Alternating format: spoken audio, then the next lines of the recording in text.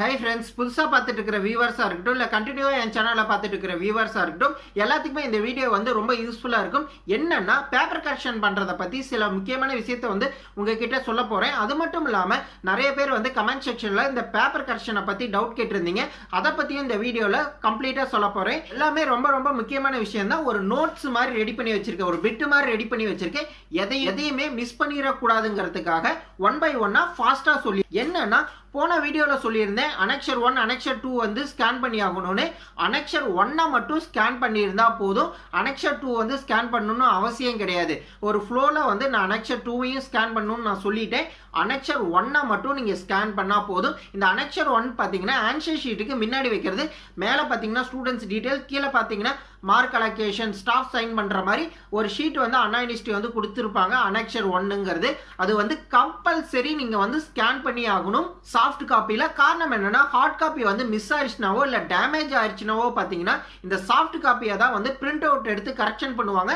So annexure 1 இருந்தா மட்டும்தான் mark அலோகேஷனும் ஸ்டாஃபோட சைனும் அதுல போட முடியும். ஸோ சாஃப்ட் காப்பியில் அனெக்சர் 1 வந்து ரொம்ப ரொம்ப முக்கியம். சப்போஸ் அனெக்சர் 1 வந்து நீங்க ஸ்கேன் பண்ணாம அனுப்பிட்டீங்கன்னா உங்களோட ஆன்சர் ஷீட்டோட ஹார்ட் காப்பி இருந்துச்சுன்னா எந்த வித பிரச்சனையும் கிடையாது.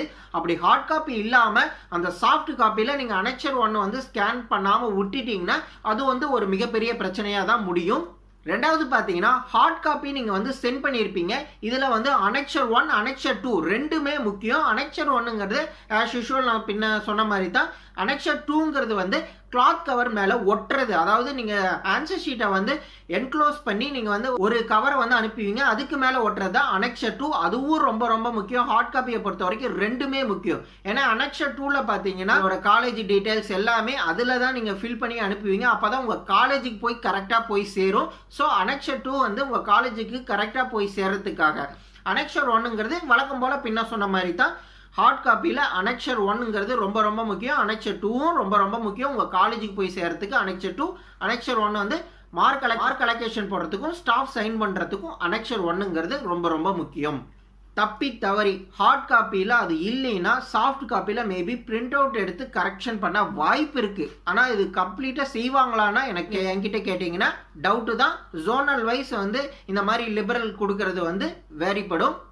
அடுத்தது பார்த்தீங்கன்னா நம்ம சேனலில் ஒரு காலேஜ் விலாக், அதாவது நான் ஒர்க் பண்ணுற காலேஜை மென்ஷன் பண்ணாமல் என்னோட ஸ்டாஃப் ரூமு, என் கிளாஸு இதெல்லாம் வந்து கொஞ்சம் அப்பப்போ நம்ம சேனலில் வந்து அடிக்கடி காட்டுற மாதிரி நான் பிளான் பண்ணியிருக்கேன் நெக்ஸ்ட் வீடியோலேருந்து.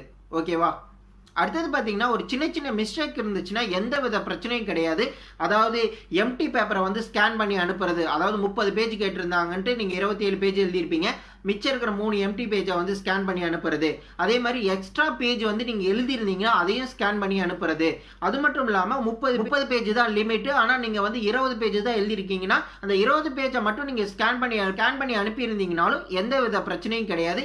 இதெல்லாம் எந்த வித ப்ராப்ளம் கிடையாது. அதாவது பேஜ் நம்பர் நீங்கள் எழுதின ஆன்சரை வந்து கீழே வந்து டிக் பண்ணாமல், அதாவது என்னென்ன கொஸ்டின் அட்டன் பண்ண நீங்கள் டிக் பண்ணாமல் விட்டது, டேட் போடாமல் விட்டது, பேஜ் நம்பர் போடாமல் விட்டது, இதெல்லாம் ஒரு பிரச்சனையே கிடையாது. இதெல்லாம் எந்த வித ப்ராப்ளமும் கிடையாது. அடுத்தது பார்த்தீங்கன்னா கொஸ்டின் நம்பர் வந்து நான் போடாமல் விட்டுட்டேன் சார். ஒரு பதற்றத்தில் வந்து நான் வேகமாக எழுதும்போது கொஸ்டின் நம்பர் போடாமல் விட்டுட்டேன்னு சில ஸ்டூடெண்ட்ஸ் வந்து கேட்டிருந்தீங்க. அது வந்து பேப்பர் கரெக்ஷன் பண்ணுற ஸ்டாஃபை பொறுத்து தான். சில ஸ்டாஃபுங்க என்ன பண்ணுவாங்க, கொஸ்டின் பேப்பரை பார்த்து அவங்க எந்த கொஸ்டின் அட்டன் பண்ணியிருக்கான்னு பார்த்து அதுக்கு வந்து மார்க் கொடுப்பாங்க. சில ஸ்டாஃப் வந்து மார்க் கொடுக்காமையும் போகலாம். அது வந்து டிபெண்ட் அப்பான் ஸ்டாஃப் தான். நான் வந்து மேக்ஸிமம் வந்து என்கிட்ட கொஸ்டின் பேப்பர் எல்லாத்துக்கும் கொடுப்பாங்க, எனக்கும் கொடுப்பாங்க. ஸோ அந்த ஹெட்டிங்கை வச்சே வந்து அவன் என்ன கொஸ்டின் அட்டன் பண்ணியிருக்கான்னு நான் பார்த்து நான் மார்க் கொடுத்துருவேன். கொஸ்டின் நம்பர் போடலினாலும் எனக்கு வந்து எந்த வித பிரச்சனையும் கிடையாது, நான் உனக்கு மார்க் கொடுத்துருவேன். ஆனால் கொஸ்டின் நம்பர் போடாமல் சில ஸ்டாஃப் வந்து மார்க் கொடுக்காமையும் போகலாம். அது டிபெண்ட் அப்பான் ஸ்டாஃப் தான். ஓகேவா? கொஸ்டின் நம்பர் போடாத ஸ்டூடெண்ட்ஸ்க்கு. அதே மாதிரி நம்ம சேனலில் பார்த்தீங்கன்னா நிறைய கமெண்ட்ஸ் வருது. என்னால் எல்லா கமெண்ட்ஸுக்கும் ரிப்ளை பண்ண முடியல. காரணம் என்னன்னா பின்ன எல்லாம் சேனல் ஸ்டார்ட் பண்ண புதுசில் ஒரு 10-20 கமெண்ட் வந்துச்சு. அதனால என்னால் ரிப்ளை பண்ண முடிஞ்சிச்சு. இப்போ நான் ஒரு வீடியோ போஸ்ட் பண்ணாவே கிட்டத்தட்ட 200-300 கமெண்ட்ஸ் வருது. எல்லாத்துக்குமே என்னால் படித்து பார்த்து ரிப்ளை பண்ண முடியல. சில பேத்துக்கு தான் என்னால் ரிப்ளை பண்ண முடியுது. நான் மேக்ஸிமம் எல்லாத்துக்குமே ரிப்ளை பண்ண ட்ரை பண்ணுறேன். இருந்தாலும் ரிப்ளை பண்ண முடியலன்னா என்னை மன்னிச்சிருங்க. அதே மாதிரி நிறைய பாசிட்டிவான கமெண்ட்ஸ் வருது. ரொம்ப ரொம்ப நன்றி. Thanks for all. அடுத்தது பார்த்தீங்கன்னா ப்ராக்டிக்கல் எக்ஸாமை பற்றி சொல்லுங்க நிறைய பேர் கமெண்ட் செக்ஷனில் கேட்டுட்டு இருந்தீங்க. நான் நெக்ஸ்ட் வீடியோவில் வந்து ஆதாரத்தோட என்னென்னைக்கு எக்ஸாம் கண்டக்ட் பண்ணுறாங்க, எப்படி கண்டக்ட் பண்ணுறாங்க, இதை மாதிரி ஆதாரத்தோட மேக்ஸிமம் வந்து நான் கொடுக்க பார்க்குறேன். நெக்ஸ்ட் வீடியோவில் ப்ராக்டிக்கல் எக்ஸாமை பற்றி நான் பேசுகிறேன். மட்டும் இல்லாமல் நிறைய டீட்டெயில்ஸ் கொடுக்குறேன். ப்ராக்டிக்கல் எக்ஸாம் எப்படி நடக்கும், என்னென்ன பண்ணுவாங்கிற கம்ப்ளீட் டீட்டெயில்ஸ் வந்து நான் நெக்ஸ்ட் வீடியோவில் நான் கொடுக்குறேன். அதே மாதிரி இவ்வளோ நாளாக வந்து இந்த ப்ராக்டிக்கல் எக்ஸாமை பற்றி எந்தவித அப்டேட்ஸும் கொடுக்காம இருந்ததுக்கும் சாரி, கொஞ்சம் டிலே ஆயிடுச்சு. நான் நெக்ஸ்ட் வீடியோவில் கண்டிப்பாக கொடுக்குறேன். ப்ராக்டிக்கல் எக்ஸாமை பற்றி நான் பேசுகிறேன். இப்போல்லாம் பார்த்தீங்கன்னா ரொம்ப ரேராக தான் நான் வீடியோ போட்டுட்ருக்கிறேன். ரெகுலராக என்னால் வீடியோ போட முடியல. இது நான் போன வீடியோலேயே சொல்லியிருந்தேன். இருந்தாலும் நம்ம சேனலில் ஏதாச்சும் வீடியோ போட்டிருந்தா கண்டிப்பாக பாருங்கள். புதுசாக யாராச்சும் இந்த வீடியோ பார்க்குறீங்கன்னா சப்ஸ்கிரைப் பண்ணி வச்சுக்கோங்க. உங்களுக்கு கண்டிப்பாக யூஸ்ஃபுல்லாக இருக்கும். என்னென்ன வீடியோவை வந்து நீங்கள் சப்ஸ்கிரைப் பண்ணுறீங்க, ஒரு என்டர்டைன்மெண்ட் வீடியோவெல்லாம் சப்ஸ்கிரைப் பண்ணி வச்சுக்கிறீங்க.